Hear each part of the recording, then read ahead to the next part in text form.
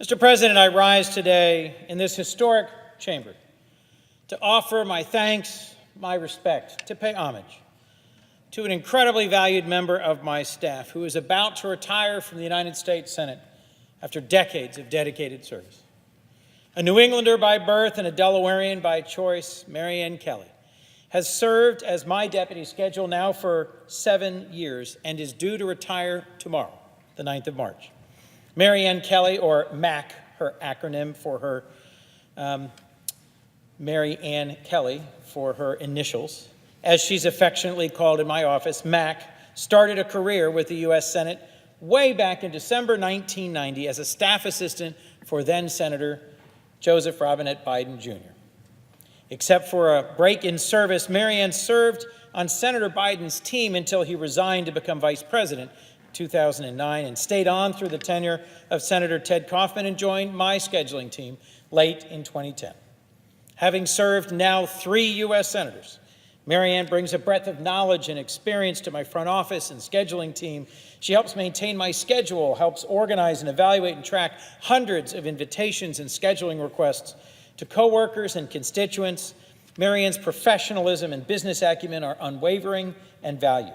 She always maintains her composure despite the stress and sometimes craziness this unique position offers. My team in Delaware appreciates her ready wit, balanced judgment, and calming presence. Krista Brady, my talented casework manager, says, quote, "Mac adds that something extra Irish to the office. Every morning she comes in wearing her snazziest outfit, drinking her cappuccino from Starbucks, and ready to tell a funny story." Krista reminded me about Mary Ann's love for cats, her famous Halloween mask, her curried chicken, and of course, her wicked New England spirit. Mary Ann's story is rooted deeper than just her years of Senate service. Mac's authenticity, personality, and devotion to friends and family make her a staff favorite and valued member of my team.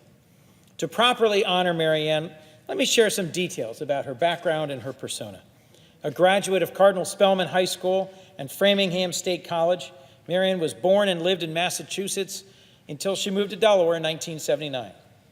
Ask Mac about her hometown, and she'll quickly chime in with Brockton, Massachusetts, home of Rocky Marciano and Marvin Hagler. Thanks to Rocky and Marvin, world heavyweight and middleweight boxing champions, Brockton is recognized as the city of champions.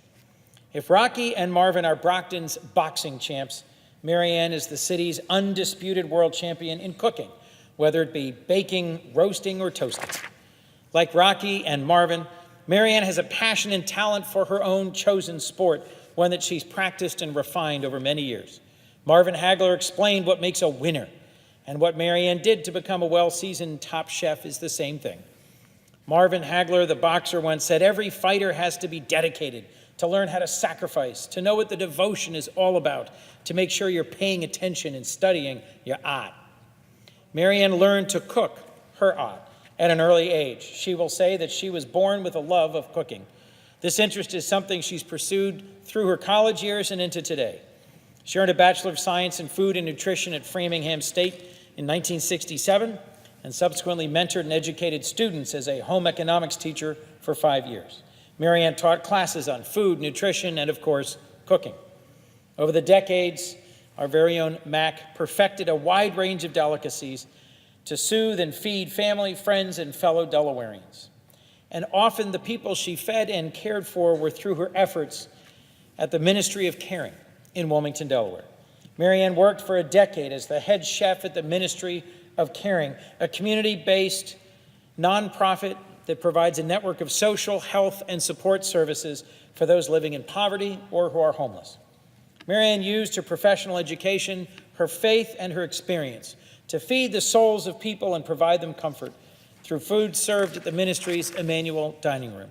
And when Mary Ann returned to the Senate after her break in service, she rallied her coworkers to volunteer monthly by serving food at the Emmanuel Dining Room, where I too have volunteered. When I took office as a senator, we continued this outreach and served as a great opportunity for my casework team and others to connect with constituents. Besides Mac's involvement with the Ministry of Caring, for many years she owned and operated her own excellent business, Creative Catering Cuisine. To this day, she still receives catering requests and calls from friends for cookies, cakes, and other treats.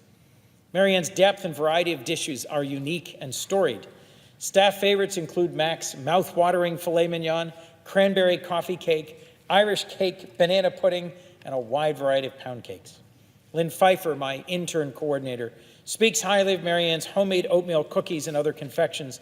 Lynn and the rest of the team, however, are unanimous in their vote for Mac's curried chicken.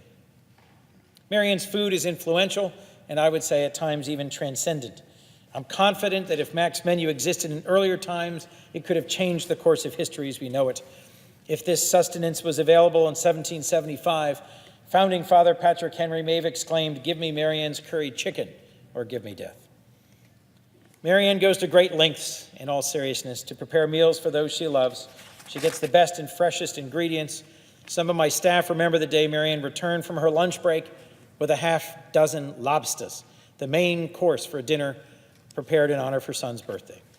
Desiree Burritt, my immigration caseworker, who has also worked for Senators Biden and Kaufman before me, said, and I quote, "Mary Ann has always been our in-house chef, always there to pull up a chair, quick to smile, laugh, and listen. She's like a mother to us all."